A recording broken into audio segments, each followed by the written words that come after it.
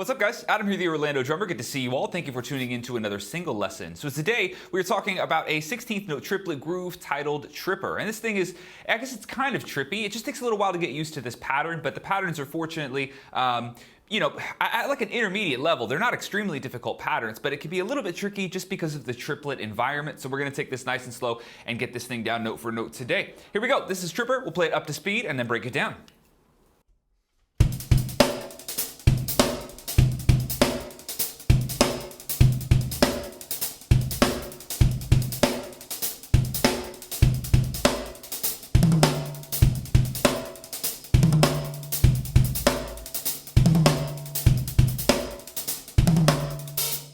So that little tom thing happening, I actually just figured that out while I was warming up and practicing to record this lesson. So I'll talk about what I'm doing there, but I think it's really cool. So I personally have a lot of stuff to explore with that little variation. But we'll talk about what that tom thing is here in just a minute. Let's get down the basic structure of this pattern first. So this thing is mostly based out of the 6-stroke roll, almost entirely really. But that's not how we're starting the groove. We're starting the groove with a linear pattern that's 6 notes long. That's all of beat 1, and it's kick, right, left, kick, right, left. You're going to play everything up on the hi-hat.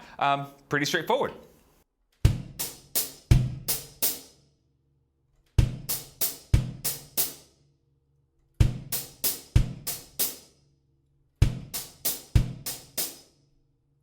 Now, one thing you can try doing, if you're not used to playing that particular pattern inside of a triplet groove, let's say, you can try leading that into the backbeat, which is a right hand on the snare. So kick, right, left, add in that right hand, and just sort of hear that as 1 and a 1 and a 2, 1 and a 1 and a 2.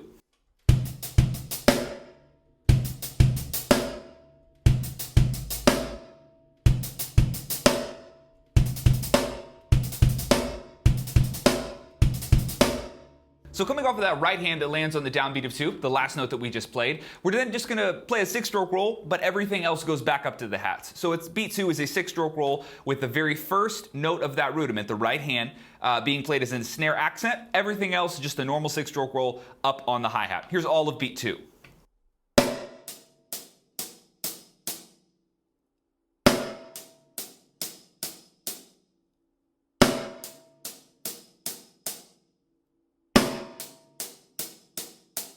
Now, as we enter beat 3, it's going to kind of sort of feel like we're continuing with the 6-stroke roll because the first 3 notes of beat 3 is the first half of a 6-stroke roll. It's right, left again. So we're doing half of a 6-stroke roll. Or another way you could think of it is that we have our 6-note pattern of the 6-stroke roll inside of beat 2, and then we're attaching 3 notes to that, which is 3 and up, the first 3 notes inside of beat 3. So if you wanted to just play that far, you could. Check it out.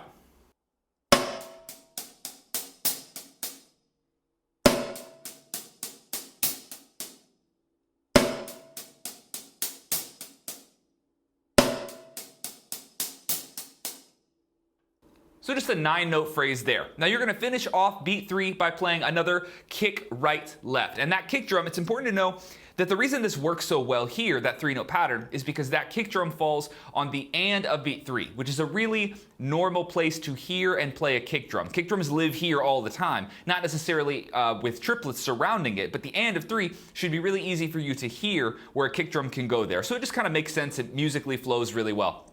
So let's just play all the way up until the downbeat of 4, which is the very next note we have here. That is just a right hand accent on the snare. Before we tie all that together, let's just play the first 18 notes, beats 1, 2, and 3, right? We're going to attach all of that together, stop on the downbeat of 4, just so we don't have this super complex loop happening. So yeah, our first 3 beats, stopping on the downbeat of 4. Let's just play that pattern super slow and see what we have so far all connected together.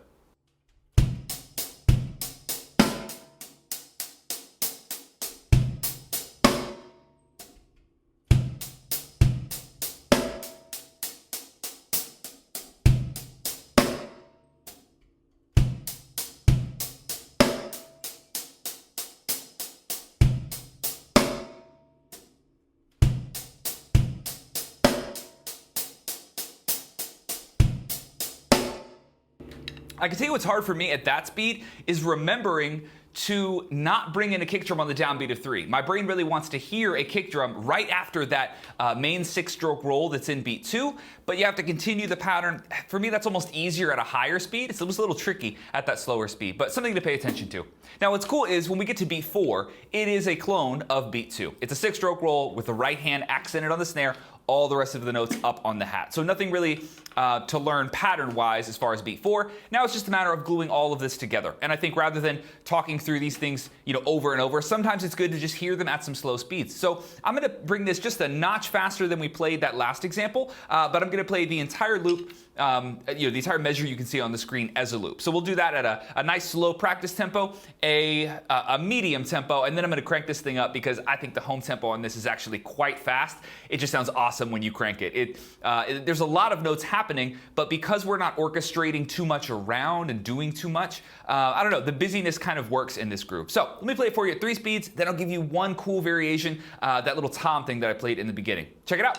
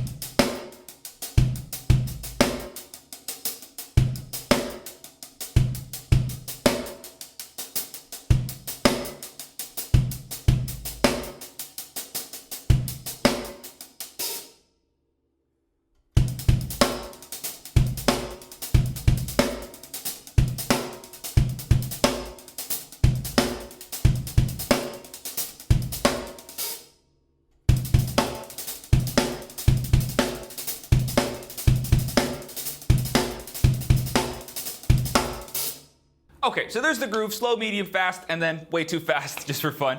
But let me show you this cool tom variation. So the notes we need to zoom into, or the notes that kind of popped out to me, right? It was the right, left, the last 2 notes of beat 3, right? So those 2 hi-hats, or the single time that we do kick right, left without any other kick right, lefts around it, right? Just that one grouping of 3 notes.